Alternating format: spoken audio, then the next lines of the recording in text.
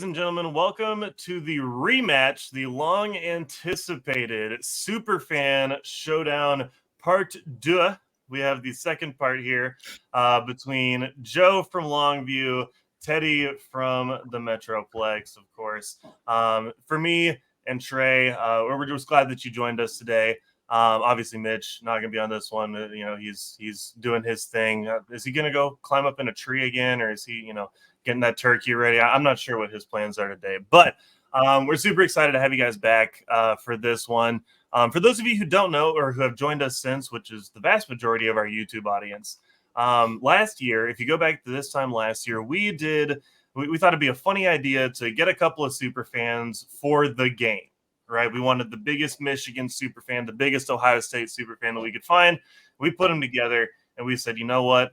Let's just have them sit in a room and let's talk trash, right? Let's talk about this game. Let's get it from both sides and let's do it. Now, for those of you who weren't paying attention last year, I want to make sure that you are in the loop.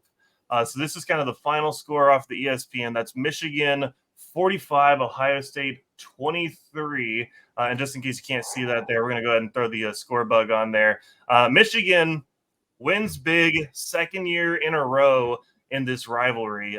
Teddy, certainly feeling pretty good after that one, but I want to start with Joe on this. Joe, man, what happened, right? You were talking about CJ Stroud. It seems like he was good. Trey was making the point off the bat. Doesn't seem to have a problem in Houston. So what's the deal? What happened last year? There's a lot of ways that I could take this answer, Garrett.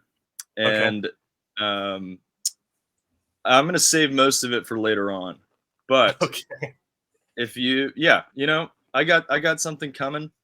So Teddy, you better buckle up. Here we go. Well, Teddy, before we get into the actual content, do you want to take your victory lap? I mean, I know that there's, a lot going on, and it's been since before COVID, since Ohio State's beaten you guys, but you want to take a victory lap and kind of, talk about how right you were last year and how, never in doubt and that, 45-point stomping you'll put on them. You want to take a victory lap here? Oh, absolutely. I mean, I just want to say, Joe, is this image ingrained in your mind? Because he didn't do this, I think once, but I think twice to seal a deal. And all the commentators, first of all, shouts out to Gus Johnson and Joe Klatt because they are the best commentators of the game. But they were talking about how Jim Knowles, this, that, and just don't worry about Jim Knowles. Okay, let's talk about the real winners on the field and how Donovan Edwards smoked you guys. Okay, I came in there talking about how you're not going to be able to stop Blake Corum, you're not going to be able to stop Donovan Edwards, and I was only half right because Blake played, I think, one series and that was it. But again, you couldn't stop Donovan Edwards, and that was our key. That was one of my major keys, was you can't stop him, and you didn't. So I'm going to let that just settle in, and that's all I'm going to say for right now on this. But yeah, it's pretty sweet. I've slept great the last 365 days. I don't know if Joe has or not, but I've endured whipping after whipping for my whole adult life against Ohio State, and it's nice to be on the opposite end. So I'll leave it at that.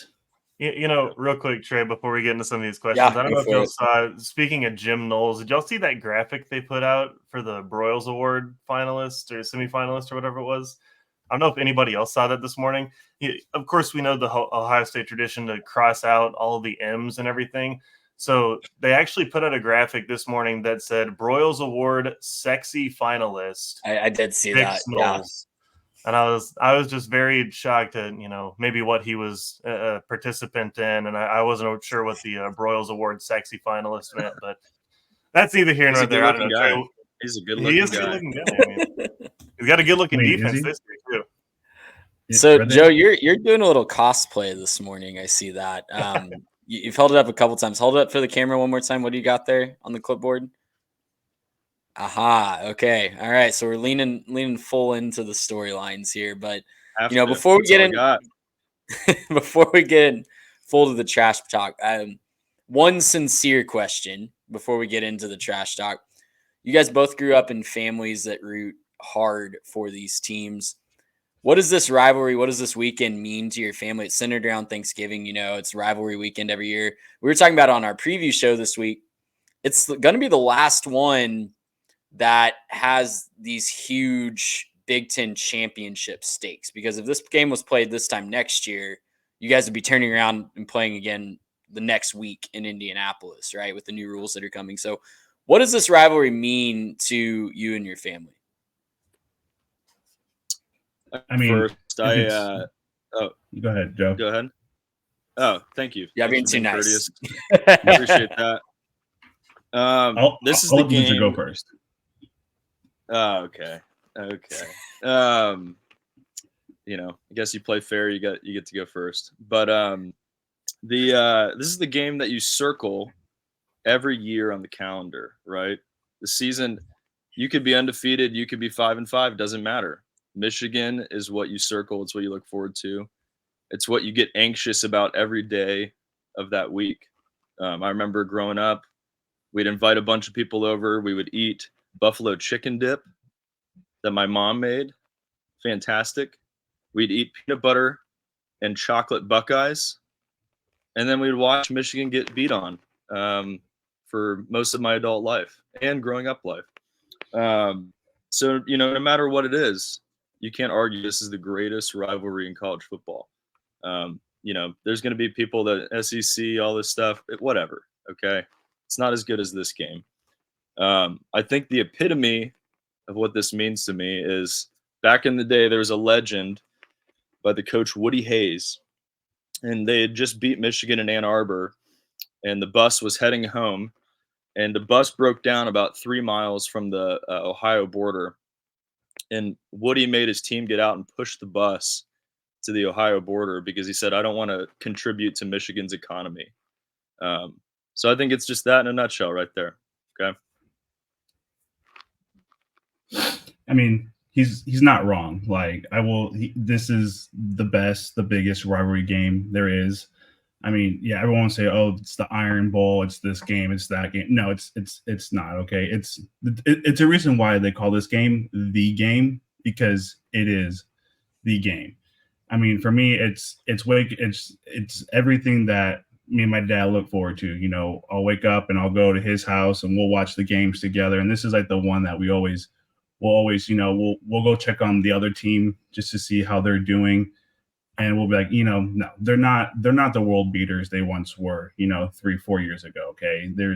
They've lost their edge, so to speak. And I'm not afraid to admit that, because they have. Like, everyone kept talking about how CJ Stroud was the greatest quarterback who's going to win the Heisman Trophy, and we kicked his butt 2 years in a row, made him uncomfortable, and it was just, you go back and watch the film. I don't need to say anything more about it, but it's like Joe said. You could be 5-5, you can be 1-10, but you win this one game, and that's your season. Who cares? This is the game that you look forward to all year. It's the game you circle. And this is the one that you get up for, It's just the best one, plain and simple. Yeah. I mean, this is one of the biggest rivalries, I think, in all of sports, not just college football. I mean, this game always draws huge numbers. This game always, does really well from a rating standpoint. And I'm, as a guy not particularly invested in either side, I'm always excited to watch this one every year. It's one that I can't miss every single year. I've got to watch it every year. So, with that being said, let's get into You're invested in Michigan, Turney. Don't let him fool you. You're invested. Well, hey, look, I am noted Ohio State hater on this podcast. Okay, it is very clear that I hate the Ohio State Buckeyes. But let's get into the game. I wanted to pull a couple of stats before we really talk about it. So looking at both of these teams, this is probably one of the more evenly matched matchups that we've seen in a long time. When you look at the way that both these teams play, they both have good, maybe not elite, but good offensive systems. And then they both this year bring in amazing defenses. Both of these teams, Michigan and Ohio State, are 1 and 2 respectively in scoring. They both give up, it's 9 points per game and 9.3 points per game. So not a lot of margin right there. That's both pretty close. Neither guy's given up a whole bunch of points. Both doing it against really tough strength of schedules, strength of records. And then again, both teams playing pretty well on offense. Ohio State going 33.6 per game, Michigan 38.3 per game. So Michigan actually bringing in the better offense this year up to this point. And when you look at the breakdowns of where the different players are, this is where I think it gets even more interesting because it's pretty evenly matched across the board. Kyle McCord only a few hundred yards more than JJ McCarthy. JJ McCarthy has a better completion percentage by a little bit. Just a couple of touchdowns separates them, and so you're looking at that. You look at the running backs; they've been pretty even this year.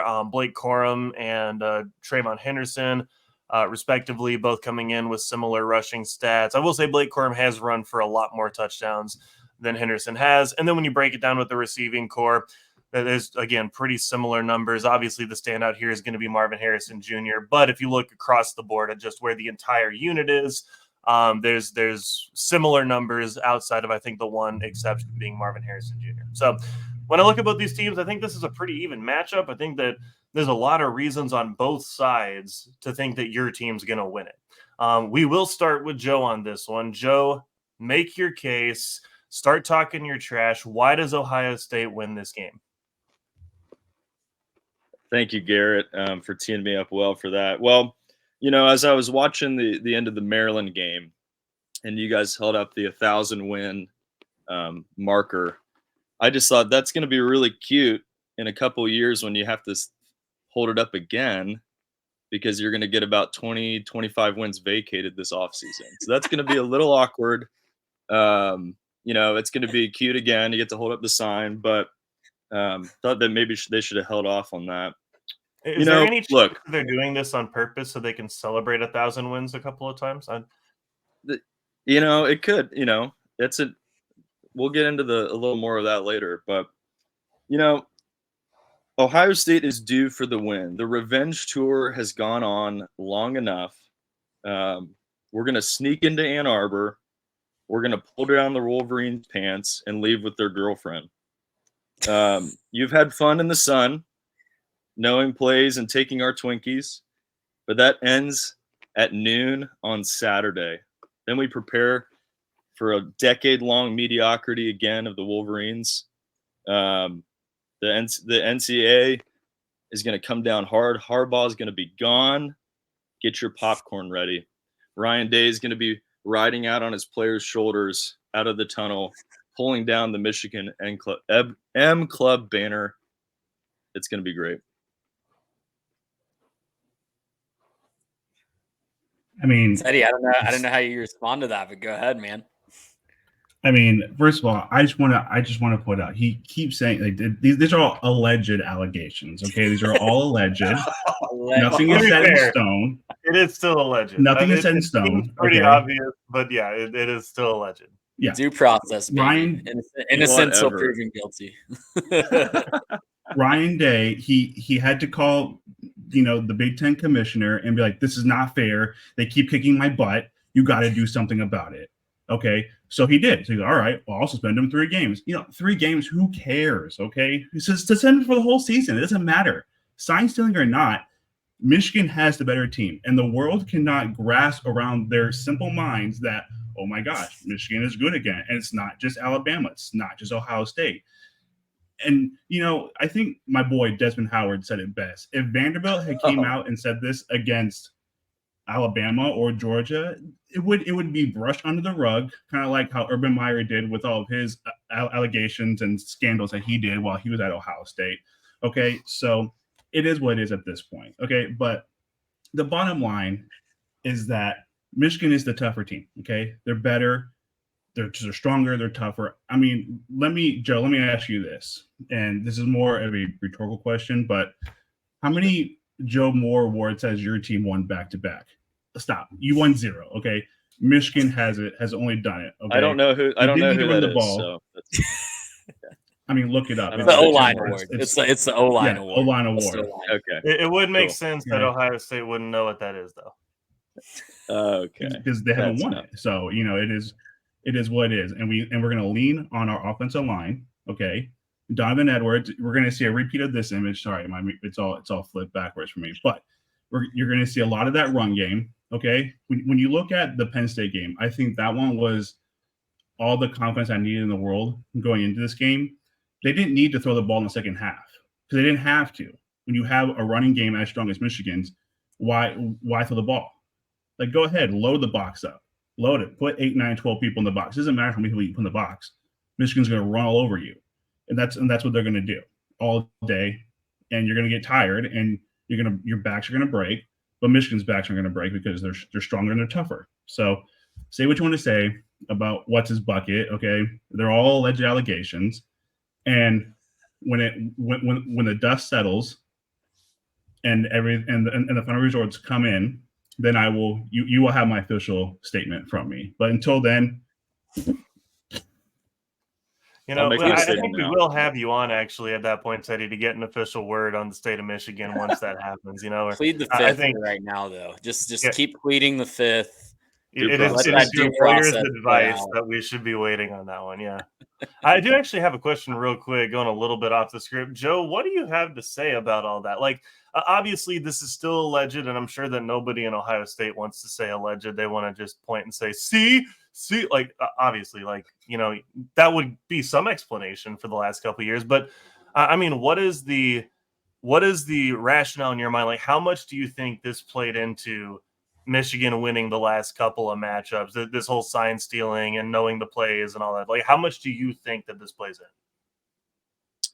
I think on the Michigan's offensive success, it doesn't play in much, right? They have the big dudes, they have Corum, they have Edwards. But as far as shutting down CJ Stroud, who Georgia couldn't shut down last year, like, you knew the plays were coming. Like, of course you're going to stop them. Like, right? Like, I know the play. I move the defense. We stop them. So that's the only thing that's frustrating is, like, how the defense had the edge because they knew the plays, allegedly. And I have them right here because I'm at Stallion's residence in Wyoming. So, and it wasn't just Ryan Day crying wolf. It was also all the Big Ten coaches. Okay. Right. I mean, there were several that said, I mean, Shiano was onto it. Shiano was onto it. I would also probably say the same thing if I was upset at the team that was currently running the conference. Not saying that it was one or the other. And look, it very well might have. And I think that's a good admission, at least on the defensive side, because this is one of the things that I kept seeing. And one of the things we said at the time, Trey, on the pod was, well, what play did Ohio State run that was like the, hey, get out of Donovan Edwards so he can run for 75 yards? Like, what was the play that they decided to run, the get my tail whooped in the trenches play that they knew was coming? I don't know if you guys saw, Michigan actually updated their fight song. It's no longer Hail to the Victors.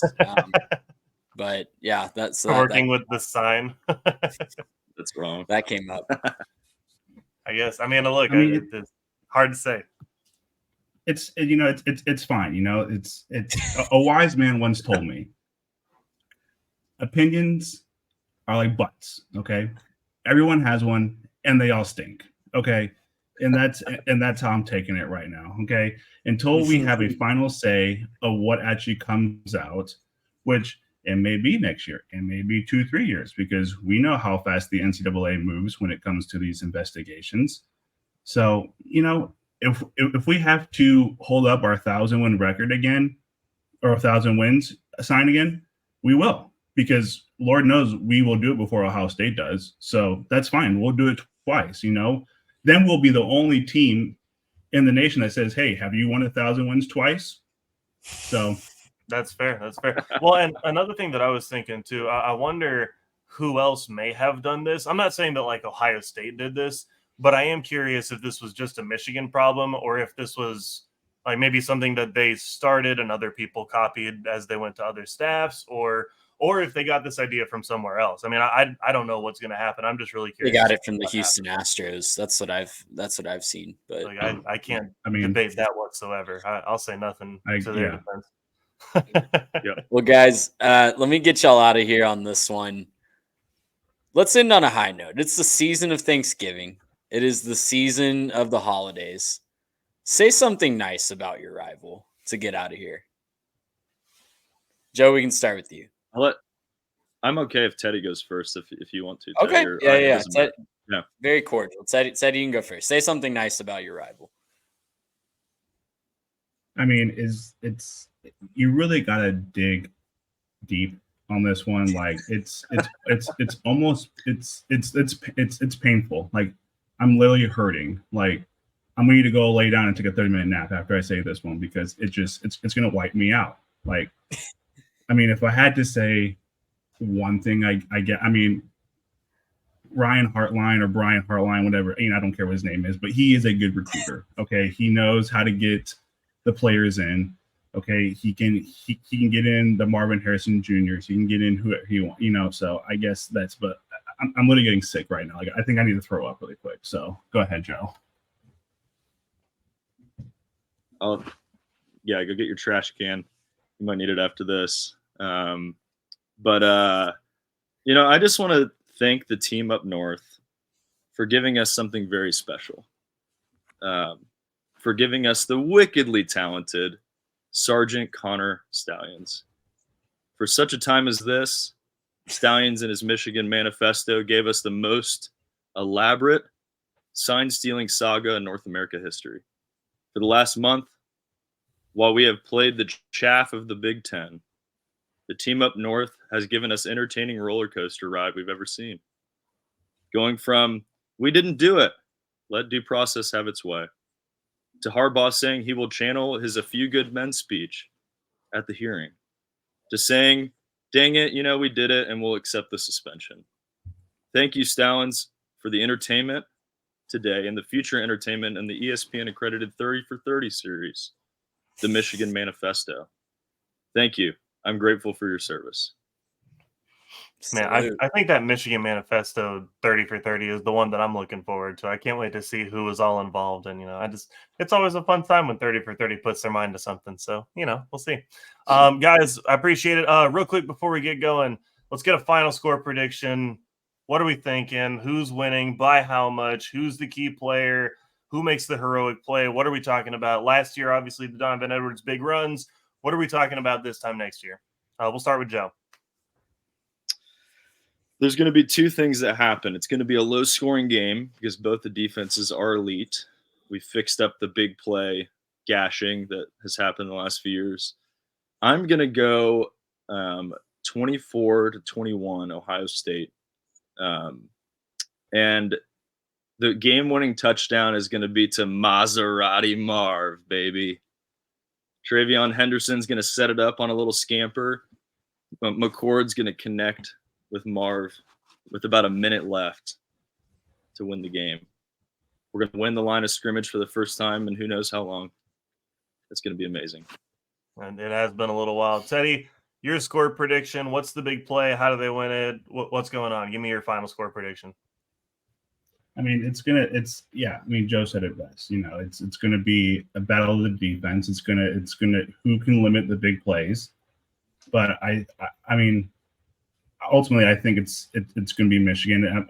Maybe 3 points, maybe 7. I don't think it's going to be a big blowout like it has been the past 2 years. But it's going to be set up by the Don. Okay, he's going to break it off for another 75, 80 yards. Who knows? Maybe even 99. I don't know. But it's going to be blue by 1,000. Okay, you're gonna crawl out of the tunnel with your tail between your legs. You're going to go back and cry. And then sure enough, after the game, we're going to hear nothing about how Ryan Day's crying about how the Big Ten has done nothing yet. And it's just going to be, I wouldn't say another whipping, but I think this one is going to be a little bit more satisfying. Definitely, for sure. All right. We love it. Well, Trey, I think this rematch was even better than the original. You guys brought it. Yeah, definitely going to have to come back for a part 3 next year and keep this one rolling. Guys, this is one of our favorite segments to do. We appreciate you both for coming on.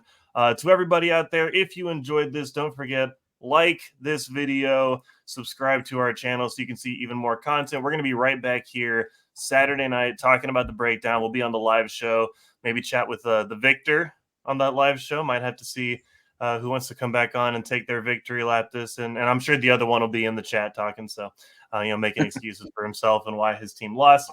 I'll see y'all there. We'll see you there. We'll see. Yeah, he'll see you there in the chat. He'll be in the chat. Okay. Yeah, Well, Joe will. Joe will. guys, we appreciate it. We're excited for this one. Everybody, remember, like, subscribe, and use our code for home field as you get into this holiday season. Lots of great deals. Go shop there. Guys, we appreciate it. And until next time, we will see you later. Gracious, how about